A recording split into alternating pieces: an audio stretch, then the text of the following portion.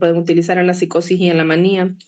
Quizás a manera de introducción decirles que los medicamentos que se ocupan tanto para la psicosis como para la manía, los que están en común son los antipsicóticos. Ahora con la modernidad, pues se ocupan mucho los atípicos más que los típicos. Aparte de la presentación que la doctora nos ha pasado y que la vamos a revisar, yo les voy a pasar otras 2 diapositivas, otras 2 presentaciones que van a servirles como tips para que ustedes puedan consultar, como de consulta rápida, que la información de esas presentaciones se ha obtenido de un manual del prescriptor que utilizamos los psiquiatras, que tiene tips así bien claves sobre el uso de estos medicamentos, porque muchas veces ustedes se han dado cuenta ya en los lugares de trabajo, es bien escasa la cantidad de recurso humano que trabaja en el área de la salud mental, en particular psiquiatras, pues somos bien poquitos a nivel nacional, y quizás más para los que están en San Salvador tienen un poquito más de acceso que para los que están en la periferia, aquí como nosotros. Y eso hace que muchas veces sean ustedes como internistas los que tienen que manejar a estos pacientes en las emergencias, si se les agitan cuando están hospitalizados. La mayoría de las veces no van a tener al psiquiatra a la mano como para poderle llamar y preguntarle qué hacer o para que les llegue a ver un paciente. Y entonces eso hace indispensable que ustedes conozcan cómo se maneja esto. Quizás primero en la presentación pues se trata de hacer primero una diferencia de qué es la psicosis y qué es la manía. Y creo que pues la presentación ustedes la van a poder ir leyendo después, pero lo más importante es que lo podamos discutir y que a ustedes les quede claro cuál es la diferencia. La psicosis, vamos a hablar de la teoría dopaminérgica, pero la psicosis es un cuadro clínico en el cual el paciente experimenta una serie de eventos en toda su sensopercepción que le alteran la concepción de la realidad. El paciente experimenta alucinaciones que pueden ser de diferentes tipos, visuales, auditivas, senestésicas. Las senestésicas son como de movimiento, de sensaciones corporales, que solo él puede percibir y los demás no las pueden ver. También dentro de la psicosis puede haber alucinosis, que son cuando el paciente se da cuenta que está viendo cosas o escuchando cosas que no son reales. Pasa mucho en la psicosis del delirium tremens, por ejemplo, en los alcohólicos, que ellos miran animalitos o lucitas de colores o monstruos o cosas feas o escuchan como que les dicen insultos y ellos se dan cuenta y ellos mismos nos dicen es que son delirios, estoy delirando por el alcohol. Entonces, esas se llaman alucinosis.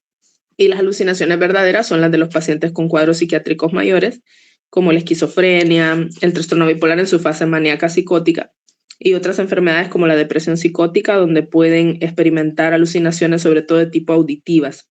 Ustedes tienen que sospechar siempre, y quiero que esto sea algo muy importante de la clase, que se lo graben bien, que dentro de la psicosis, cuando el paciente experimente alucinaciones visuales o alucinaciones olfativas, ahí ustedes, antes de pensar en que sea un cuadro de origen psiquiátrico, tienen que pensar en organicidad, en un cuadro neurológico, porque las alucinaciones del sentido del olfato no están presentes en los cuadros psiquiátricos, son muy raras, y sí están presentes en la epilepsia, por ejemplo. Y las alucinaciones visuales en los tumores cerebrales o en otro tipo de enfermedades neurológicas, y rara vez están presentes en los cuadros psiquiátricos mayores.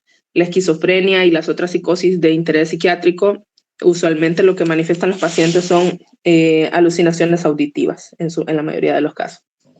A excepción de los alcohólicos, que ellos sí presentan alucinaciones visuales muy floridas.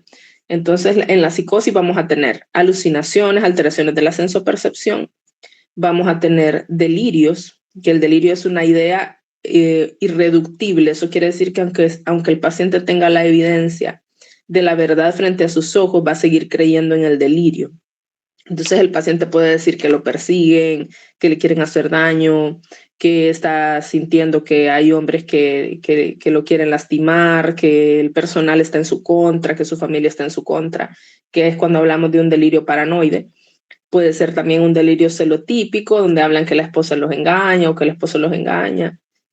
Puede tratarse también de un delirio dermatozoico, donde experimentan que tienen animales en la piel, hay delirios de diferentes tipos. La idea central es que el delirio, para decir que es una idea delirante, una idea psicótica, es que sea algo completamente falso, que ustedes puedan comprobar que es algo falso, que la familia les dé otra versión o que la idea sea completamente absurda, ¿verdad? Como que lo han abducido los extraterrestres o algo así.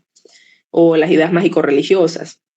Entonces, el paciente psicótico va a tener delirios, va a tener alucinaciones, va a tener alteraciones del estado emocional, que en la mayoría de los casos en los psicóticos lo que hay es o bien angustia o bien agresividad. Puede presentar agresividad como defensa, ¿verdad? Y ponerse suspicaz y por lo tanto se pueden agitar para tratar de defenderse de todas las cosas que están oyendo y que están sintiendo, y por eso es que necesitamos dar un tratamiento inmediato antes de que se salga de control y el paciente pueda lastimarse a sí mismo o lastimar a alguien más. Como ven ahí en la presentación, pues la psicosis es un síntoma, no es un diagnóstico en sí mismo, y hay muchas enfermedades que pueden ocasionar psicosis. Ahí se les enumera pues tanto la depresión mayor como la manía con rasgos psicóticos en los pacientes bipolares, también la psicosis inducida por sustancias, como estamos hablando del alcohol, los pacientes con demencia, con Alzheimer o demencias frontotemporales o demencias vasculares, o pacientes con eventos cerebrovasculares pueden presentar cuadros psicóticos.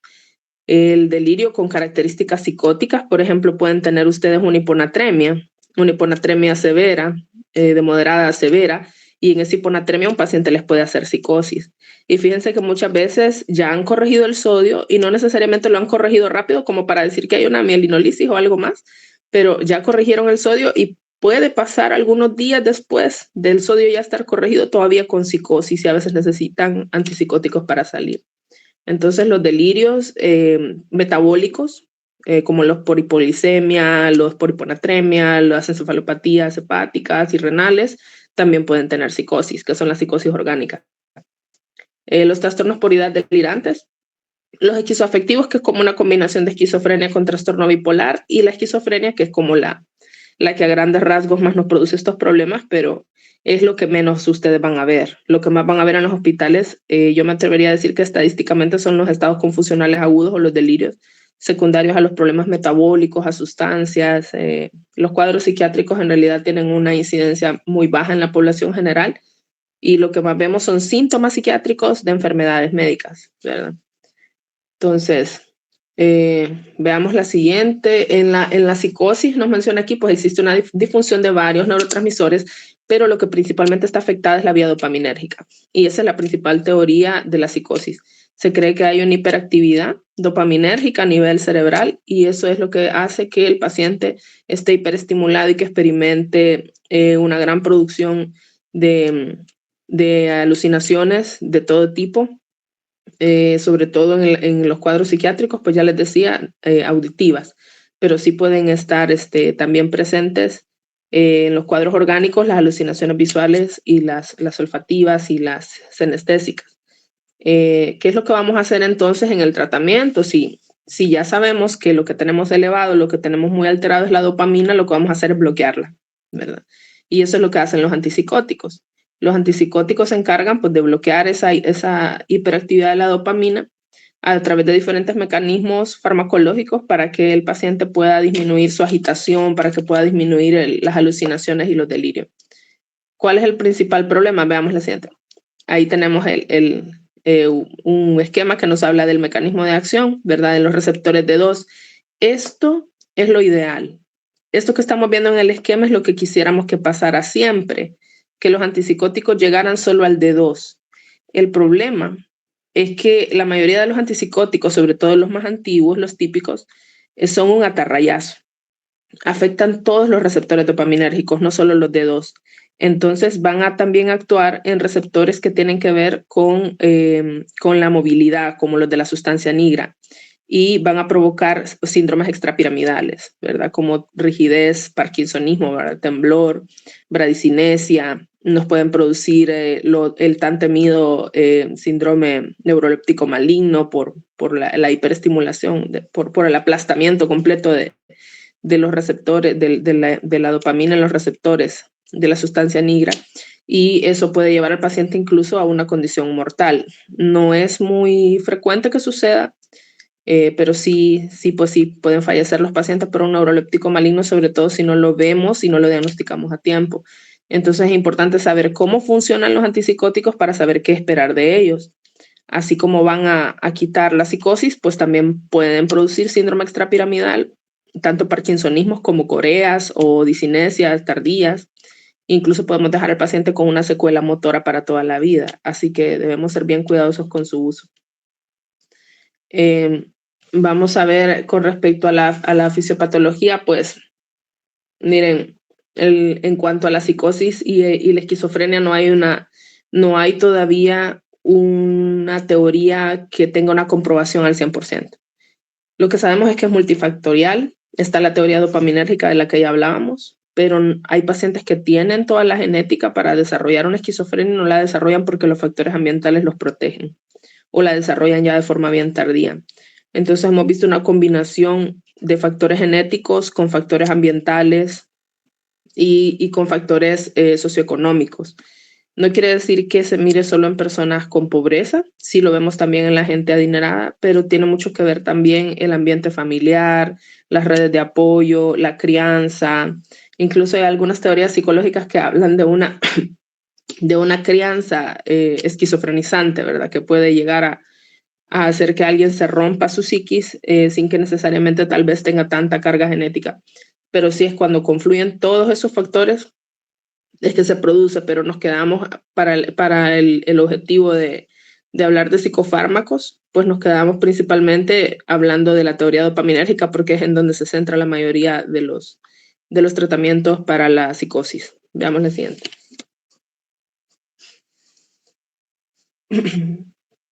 En cuanto a las otras causas de psicosis, pues cada causa tiene su fisiopatología, ¿verdad? Si es por hiponatremia, pues sabemos que el cerebro funciona con sodio. En el caso de la demencia, pues tenemos un cerebro ya predispuesto, debilitado, con problemas, con problemas de neuroplasticidad cerebral, que no puede adaptarse a los cambios en el ambiente, y eso es lo que los predispone a la psicosis. En el caso bueno, aquí ya es lo que hablábamos de la enfermedad de Parkinson. Esto es bien complejo, porque muchos pacientes con Parkinson tienen psicosis también. Y entonces ahí es donde nos enllavamos un poquito y nos empezamos a pelear con los neurólogos por ver quién mueve qué, si yo quito mi antipsicótico o si él quita su levodopa, ¿verdad? Porque la levodopa, a medida que la van subiendo, pues les va causando delirios inducidos por medicamentos como la levodopa.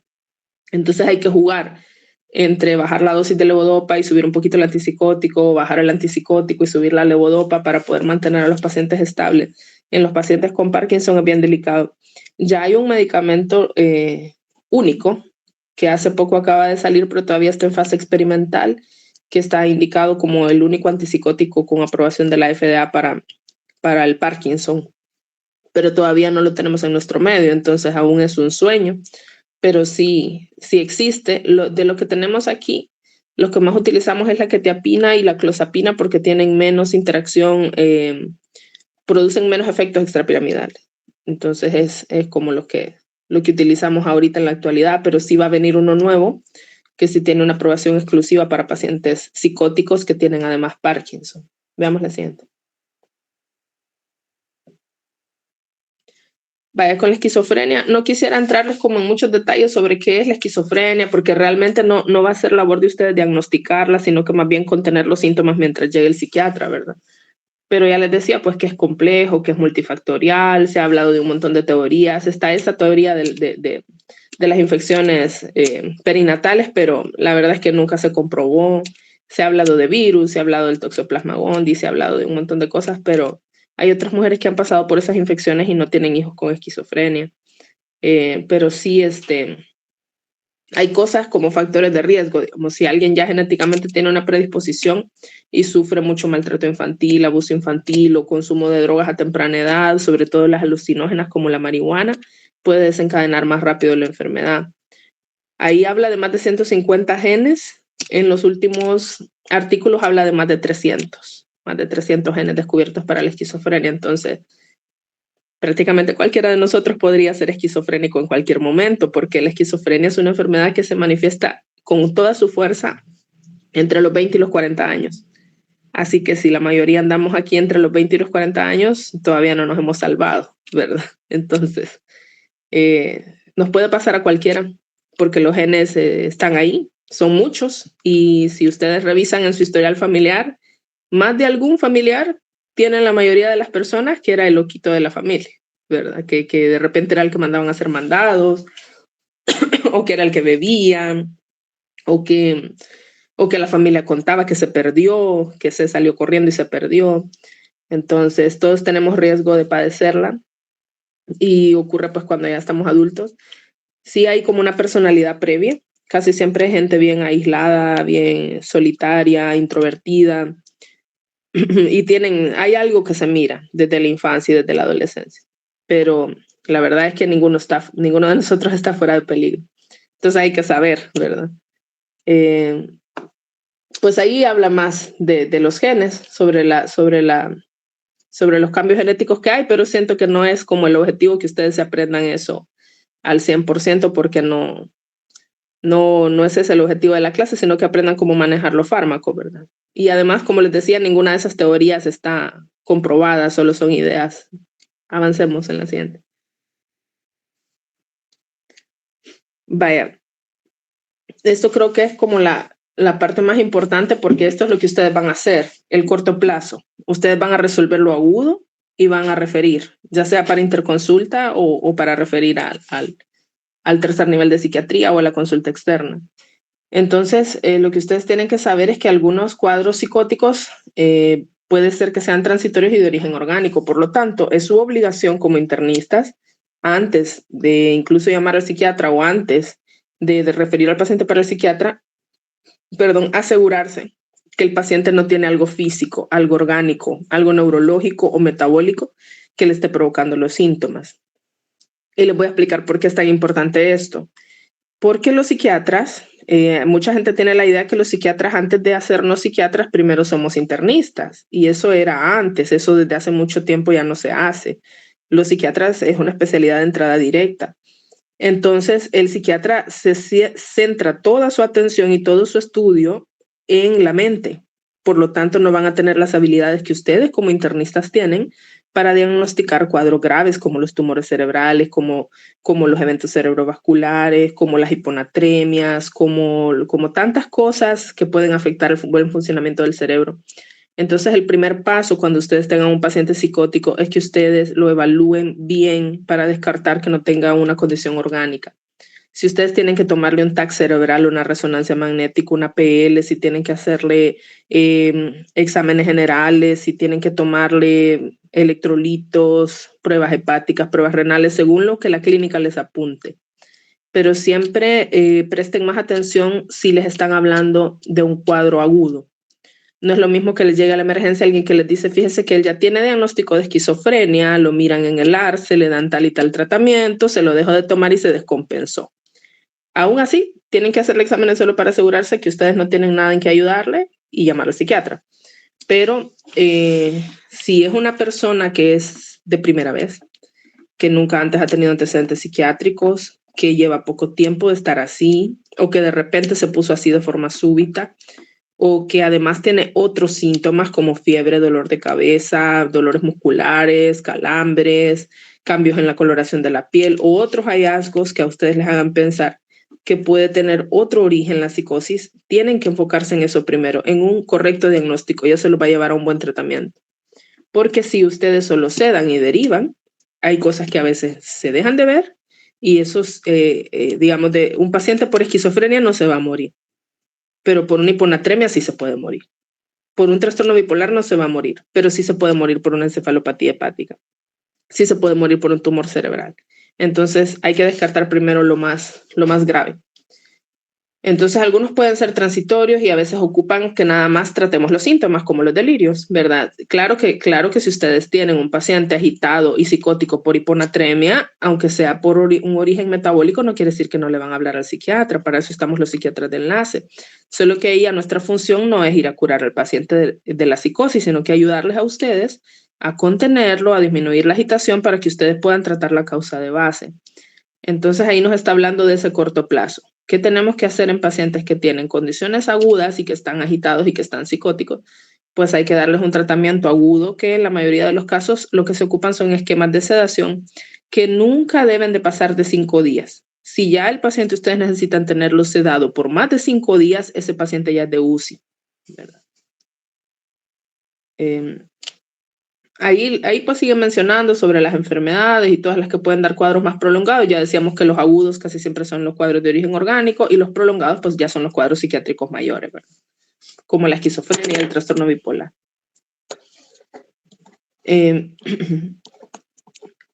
Cuando vamos a dar tratamientos a corto plazo, es intramuscular, ya vamos a mencionar cuáles son los medicamentos o endovenoso, y cuando vamos a dar a largo plazo, pues ahí ya tenemos que usar medicamentos orales, ¿verdad? Pero esto ya no va a ser de manejo de ustedes, pero sí es bueno que conozcan cómo funcionan, y los populares ahora pues son los antipsicóticos atípicos porque dan menos efectos extrapiramidales, pero es de gran relevancia para ustedes que sepan que dan muchísimos efectos adversos metabólicos.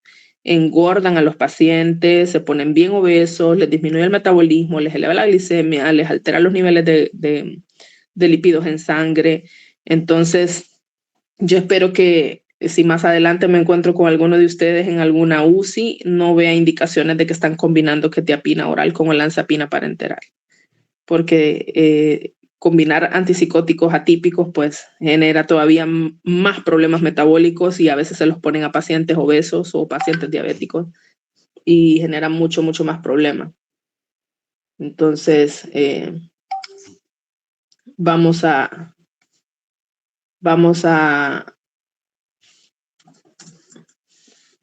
ver la siguiente.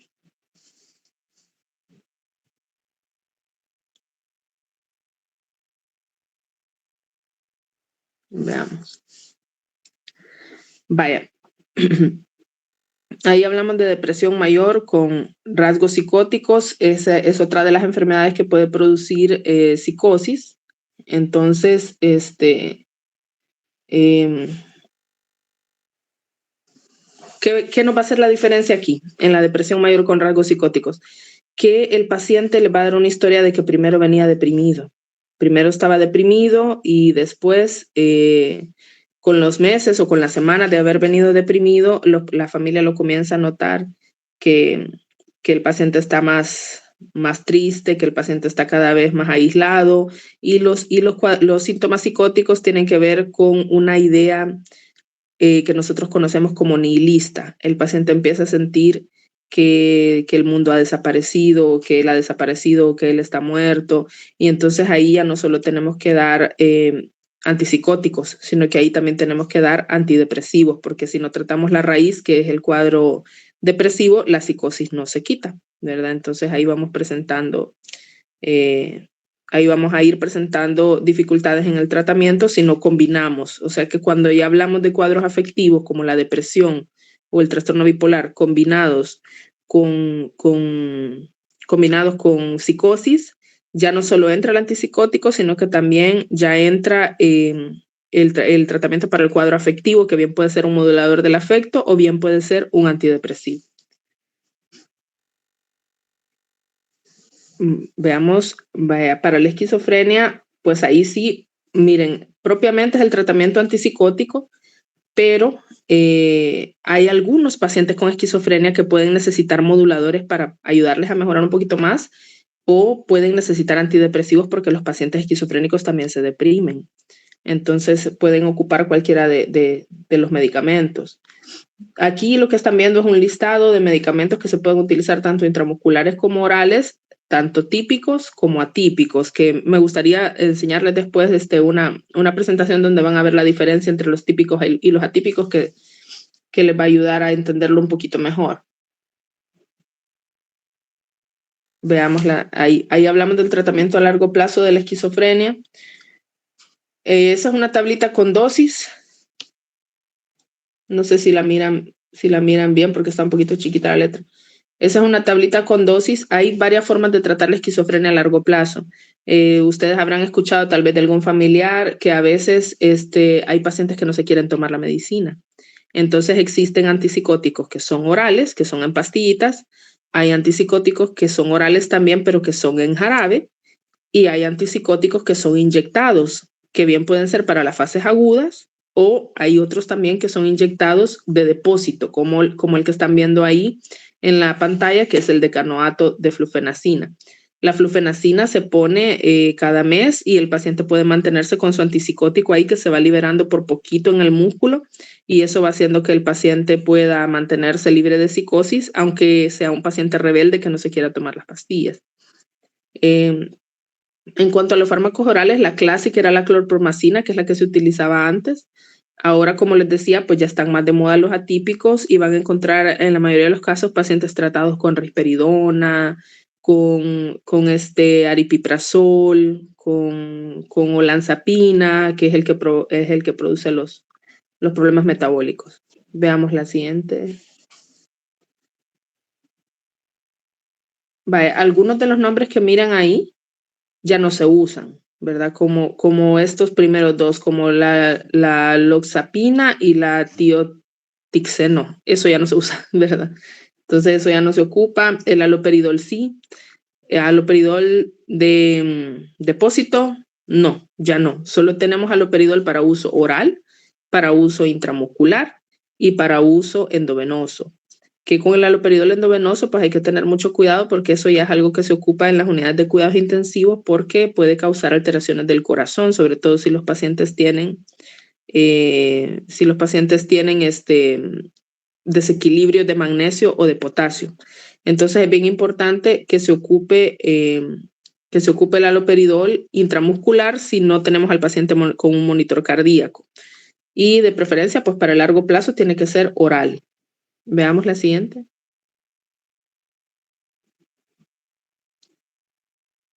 Algunos quedan ya como por historia, ¿verdad? Porque ya casi no se usan. Vale, esta otra tabla, el que se está bien popular ahorita y que ustedes lo van a encontrar bastante, es el aripiprazol. Ahí tienen el rango de dosis que va de 10 a 45 miligramos diarios. Generalmente se usa por la noche porque da sueño. El aripiprazol se puede ocupar para varias cosas, no solo para la esquizofrenia, también se usa en pacientes con autismo. La misulpirida no se usa, la cenapina ya no se usa, el brexpiprazol es nuevo. Ahorita está desactualizado en el país, no lo han traído, pero se está volviendo cada vez más popular, pero es de los más nuevos que se han introducido. La clozapina, perdón, es el que yo les decía, que casi no tiene efectos extrapiramidales, prácticamente son nulos. Entonces es uno de los medicamentos que en nuestro medio podemos utilizar para pacientes que tienen Parkinson y que tienen psicosis, ¿verdad? La clozapina es una de ellas, sin embargo, da muchos problemas metabólicos, al igual que los otros atípicos, ¿verdad? Puede subir de peso, puede enlentecer el metabolismo, puede alterar las grasas de la sangre, puede subir la glucosa. Y la olanzapina, que es otro de los más populares también, que lo van a encontrar, se usa y lo tienen vía oral en el San Juan de Dios.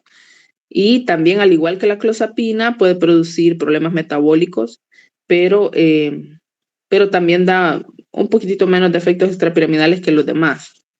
Aquí en esta tabla falta la risperidona, pero la risperidona también está muy, muy utilizada en nuestro medio y ahí ustedes pueden ver los rangos de dosis. Veamos la siguiente.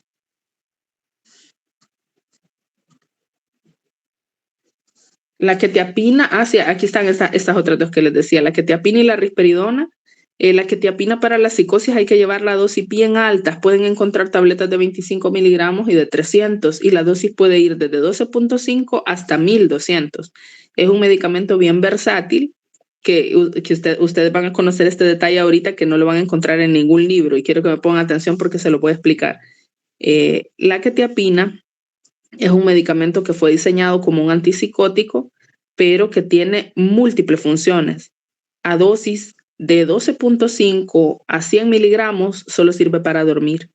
Entonces ustedes pueden ver que hay gente que toma quetiapina de 25 miligramos para dormir y no es que sean esquizofrénicos, lo toman porque a esa dosis solo sirve para eso, porque a esa dosis afecta a los receptores H1, que son los receptores de histamina, y es como que ustedes se tomaran una clorfe o varias clorfes, entonces lo que daría es sueño. A dosis de 200 a 300 miligramos es antidepresiva. A dosis de 400 hasta 600 miligramos es moduladora del afecto. Entonces se ocupa para los pacientes bipolares, para las manías, para la depresión bipolar. Y a dosis de más de 600 miligramos es que sirve para la esquizofrenia. Entonces este es un detalle que ustedes no van a encontrar en ningún libro. Es un detalle de la práctica clínica y opinión de expertos en psiquiatría. Entonces la quetiapina es un medicamento bien versátil y puede ser que ustedes lo vean como muy prescrito de forma muy popular porque sirve para varias cosas. La risperidona sí tiene un rango de dosis más chiquito, va de 2 hasta 10 miligramos máximo y sí puede producir bastantes efectos extrapiramidales. Es un atípico, pero tiene un perfil muy similar al del haloperidol. Entonces sí les puede dar bastantes efectos extrapiramidales. Veamos la siguiente.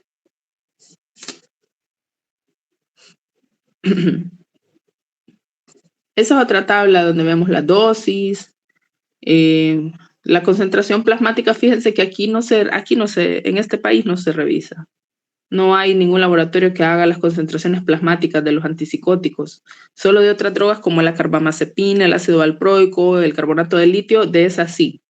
Pero de los antipsicóticos, aquí no se hacen concentraciones plasmáticas, entonces lo que se maneja con dosis respuesta. Es decir, ustedes empiezan con las dosis más chiquitas, siempre esa es la regla, empezar con la dosis más chiquita, ya sea oral o parenteral, y luego se va subiendo poco a poco si vemos que no va funcionando.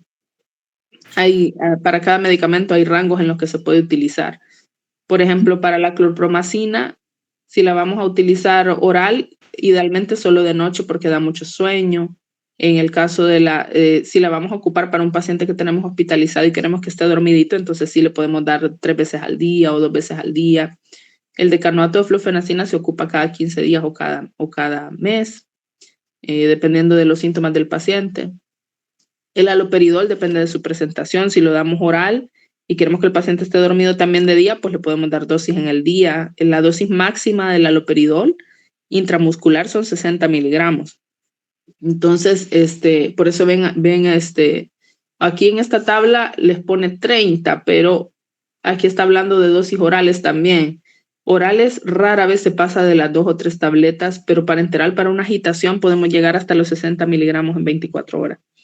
Eso sí que debe hacerse dosis respuesta, no es que le van a poner los 60 de una vez. Las ampollitas vienen de 5, entonces uno va poniéndole 5, si ve que no cede, a la media hora o a la hora se le ponen otros 5 y así vamos. Entonces hay esquemas que se ocupan para agitación, que tendríamos que ver una clase de agitación para enseñarles cómo se maneja eso.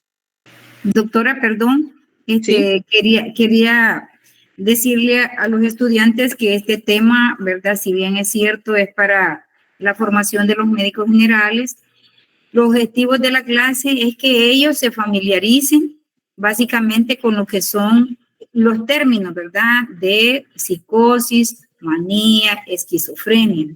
Y que uno de los objetivos de la clase era determinar, ¿verdad?, lo que son los antipsicóticos de la primera generación, digámoslo así, y de la segunda, los típicos y los atípicos.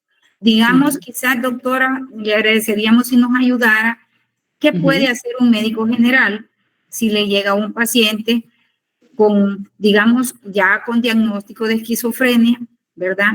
¿Cuáles son los fármacos porque eso es lo más importante? A veces el libro le menciona una gran cantidad de fármacos, unos que ya ni se usan, que ya no se usan. Lo práctico, eso es lo que nosotros quisiéramos que estos jóvenes, y yo en eso les hago énfasis, por ejemplo, que que aprendan la farmacocinética y la farmacodinámica del haloperidol, porque lo tenemos y lo hemos tenido a través de la historia, ¿verdad?, de nuestra formación. Entonces, digamos, si le llega a un paciente con esquizofrenia, ¿cuáles son los antipsicóticos que contamos en nuestros hospitales públicos? Porque ni siquiera el Seguro Social, sino que en los hospitales públicos, ¿cómo tratar a un paciente con esquizofrenia? Si son de atípicos o los típicos, ¿verdad? Ahí quizás nos puede ayudar, doctora. Vaya, vamos a hacer entonces un resumencito. Les decía desde el inicio la diferencia entre la psicosis y la manía, ¿verdad? La psicosis es un cuadro donde lo que está alterado es la sensopercepción. El paciente tiene alucinaciones, delirios y tiene también alteraciones de la conducta. Y en el caso de la manía, lo que está alterado es el afecto. Entonces ahí lo que vamos a ver es a un paciente que está como puede estar de varias formas, o bien acelerado, bien alegre, bien entusiasta, bien grandioso, sintiéndose que es bien poderoso, que puede hacer muchas cosas, o puede estar bien disfórico, bien alterado, bien enojado, bien irritable. La idea es que es un estado, la manía es un estado emocional elevado, mucho más allá de lo que es considerado normal para un estado emocional de una persona. No le podríamos llamar manía, por ejemplo, si la persona está alterada porque le acaba de pasar algo malo. Por decirles un ejemplo, si ustedes insultan a alguien y esa persona pues se altera y le grita, eso no es manía, ¿verdad? Porque a eso es una respuesta a un estímulo. En un paciente maníaco, esto se sostiene a lo largo de 15 días y no es una respuesta a ningún estímulo. La familia les va a decir que el paciente está anormal, que él no es así, que anda comprando un montón de cosas, que anda diciendo que tiene dinero, que anda diciendo que tiene un montón de mujeres o cualquier cosa que sea de ideas de grandeza. O puede tener, en el caso de las señoras bien religiosas, a veces dicen que Dios les habla, que las han elegido como algo especial para Dios, ¿verdad? Pueden haber varias presentaciones, pero sí quiero que les quede clara la idea, que en la esquizofrenia o en la psicosis, lo que está alterado es la sensopercepción. Eso quiere decir que, y el pensamiento, ¿verdad? Y en la manía, lo que está alterado es el afecto. Entonces, hay que hacer la diferencia entre esas dos. Sí, los antipsicóticos atípicos o de segunda generación, como les decía la doctora, pueden usarse para la manía. En nuestros hospitales nacionales lo que tenemos para su uso son los típicos, hay clorpromacina y haloperidol. El haloperidol viene en ampollitas de 5 miligramos cuando es para uso parenteral. Idealmente un médico general nunca lo debe cumplir endovenoso. Siempre tiene que ser intramuscular en una única dosis y pedir ayuda, ¿verdad? Porque si lo cumplimos endovenoso podemos causar una torsión de la punta del corazón o una arritmia maligna. Entonces siempre tiene que ser intramuscular. En dosis orales, solo hay tabletas de 5 miligramos en el país y se puede comenzar así, con 5 miligramos y se va subiendo si no mejora, pero lo ideal es que siempre solo inicien el tratamiento y refieran al especialista. En el caso de la clorpromacina, esa viene de 100 miligramos y ustedes pueden utilizar 100 miligramos en un inicio y pueden subir a 200, a 300, dependiendo de la tolerancia del paciente, porque esa es bien sedante, da bastante sueño y les puede bajar la presión al paciente. Entonces hay que saber a qué paciente se le está dando y no dársela a pacientes muy ancianitos porque se les puede bajar la presión y se les pueden chocar. Endovenosa ya casi no se halla. Yo creo que ni en los hospitales nacionales tienen endovenosa ya la clorpromacina porque daba muchos efectos secundarios. Entonces se utiliza sobre todo el haloperidol intramuscular. Como les explicaba, lo que hace es que bloquea los receptores de dopamina y eso hace que haya menos disponibilidad de dopamina en el cerebro y por lo tanto disminuye toda esa hiperactividad de la psicosis y de la manía, pero también pues puede provocar los síntomas extrapiramidales que son parecidos a la enfermedad de Parkinson.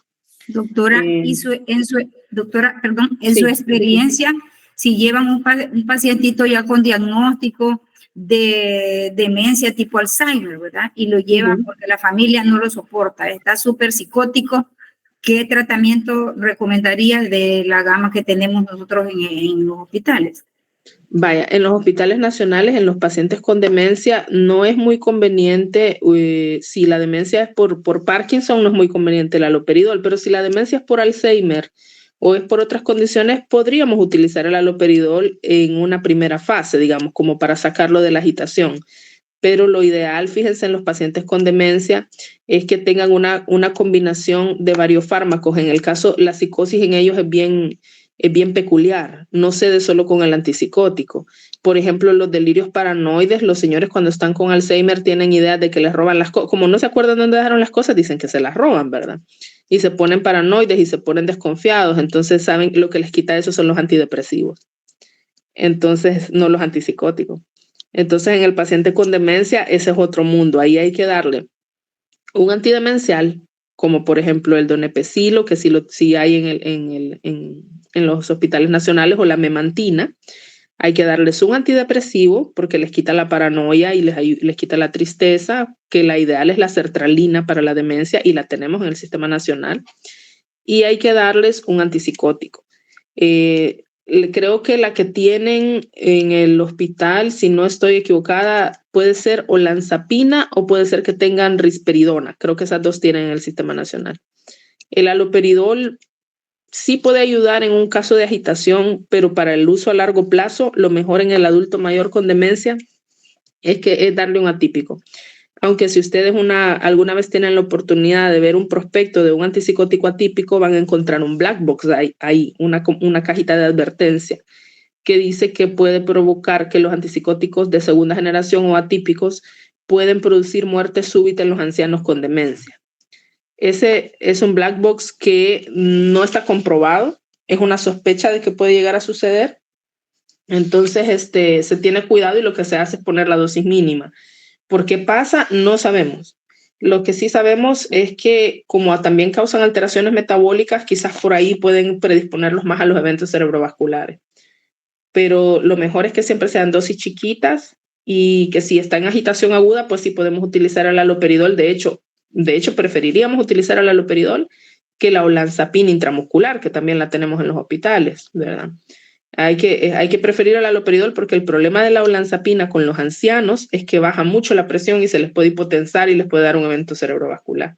Entonces, en la gente con demencia, ancianos con demencia agitados, haloperidol intramuscular sería lo ideal.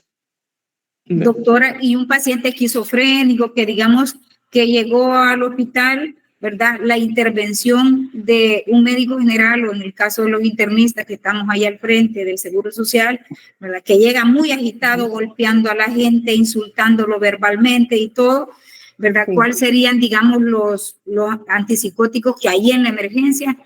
Tenemos el haloperidol, ya lo mencionó, y quizás los jóvenes deben de aprenderte tanto la farmacocinética y la dinámica del haloperidol, porque es de lo único con lo que nosotros contamos ahí, ¿verdad?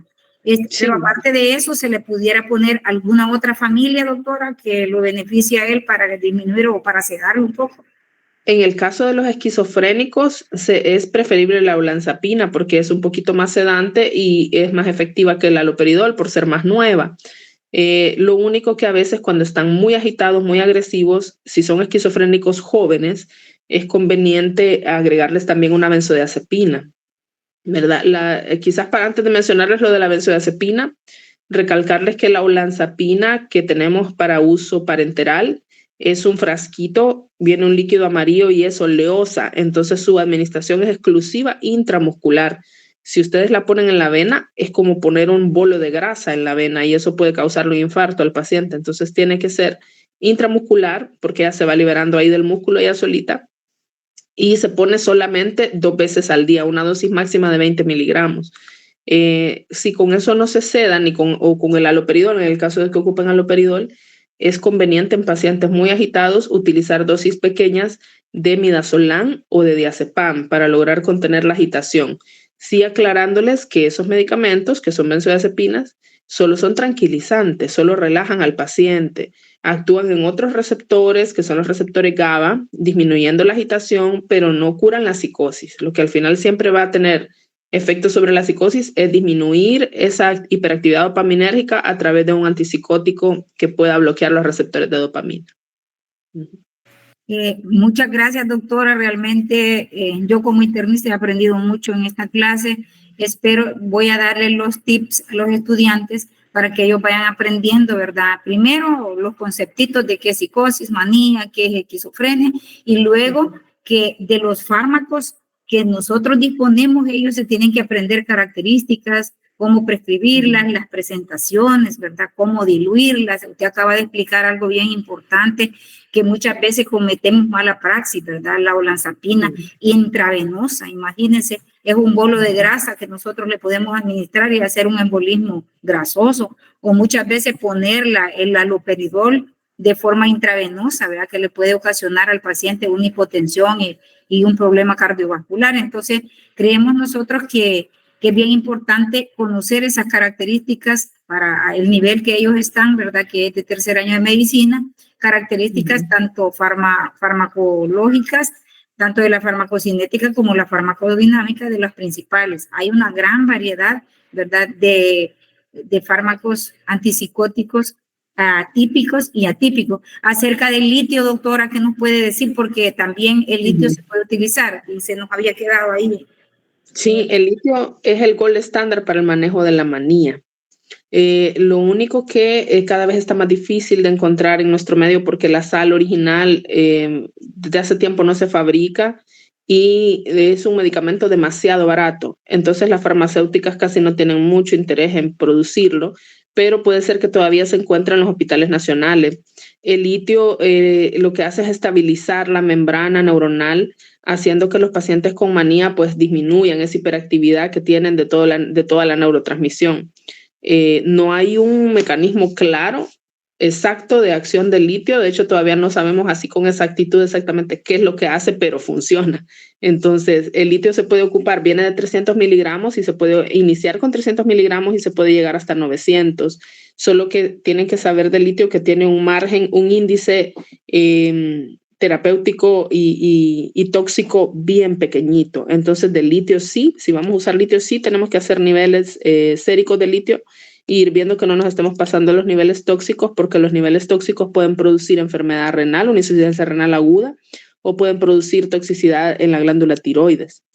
Entonces es bien importante que el caso de medicamentos como el litio sí sean de uso exclusivo del especialista, porque así como pueden ser muy beneficiosos, pueden también causar muchos riesgos a la salud.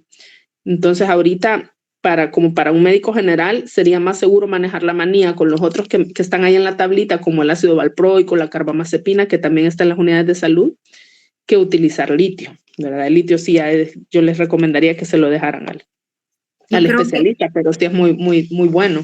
Sí, yo creo que los estudiantes ya han escuchado acerca de lo que son los anticonvulsivantes, la carbamazepina y el ácido valproico, que tienen, ¿verdad?, indicaciones en los trastornos bipolares.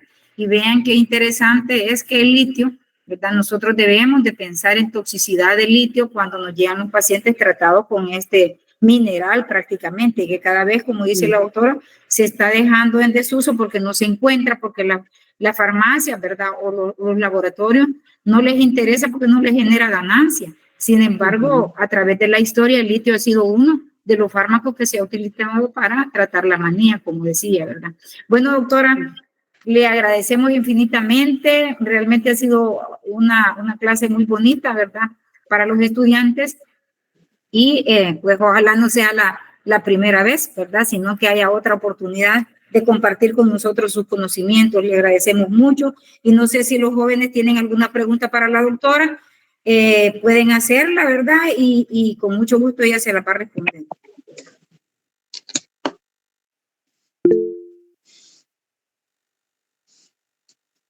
Doctora, nos quedaríamos, ¿verdad?, hasta acá, y muchísimas gracias a todos y que pasen una feliz noche. Ok. Creo que hay alguien que tiene ahí. Sí, diga. Tenía una pregunta con respecto a los fármacos atípicos, los fármacos antipsicóticos atípicos. ¿Cuáles serían las contraindicaciones en este caso? Mire, es complejo porque cuando usted va a indicar un medicamento de esos es porque el paciente realmente lo necesita. Pero una contraindicación, por ejemplo, habría que individualizar para casos en específico como la olanzapina, por ejemplo, o la clozapina. La obesidad y la diabetes podrían ser una contraindicación porque podría empeorar la situación. En el caso de la risperidona, el Parkinson es una contraindicación, ¿verdad? O sea, para cada uno de los atípicos tendría que valorarse el caso, pero sí el listado de los efectos adversos que les he comentado son las contraindicaciones específicas, ¿verdad?, de esos medicamentos. Muchas veces se debe de sopesar el riesgo-beneficio. Si el paciente está psicótico, realmente hay que darle algo y pues ustedes van a ver qué tienen disponible y dentro de los males el menor, ¿verdad? Gracias, doctora. Muchas gracias. Bueno, jóvenes, vamos a hacer un repasito, ¿verdad? Cuando ya estemos ahí en la clase, para darle los tips de lo que ustedes deben de aprender como médicos generales. No se aflijan por esa gran cantidad de fármacos que ven ahí. Sí me interesaba que ustedes comprendieran la génesis de las enfermedades o los trastornos psiquiátricos, ¿verdad? Que no es fácil, como ustedes pueden ver. Sin embargo, en la clase les voy a dar los tips de qué es lo que deben de aprenderse, tanto la farmacocinética como la dinámica. Así es que les agradezco mucho la presencia, ¿verdad? Y estudien. ¿verdad? Buenas noches. Noches, doctora, con respecto al parcial, ¿se mantiene en la fecha que estaba en el manual o se va a hacer en otro momento? No, se mantiene porque hasta ahorita ya están todas las clases impartidas. Se mantiene la fecha. ¿Y la de hipnóticos y sedantes, doctora? Hipnóticos y sedantes, el doctor se las va a dar, ¿verdad? Es que fíjese que el día martes el doctor nos impartió la clase de alcohol. No recuerdo si el nombre es como tal del tema, pero era del alcohol. Y nos dijo que...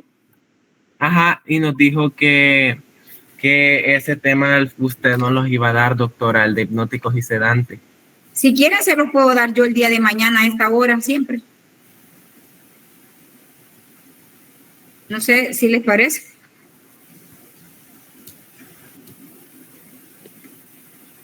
Hola.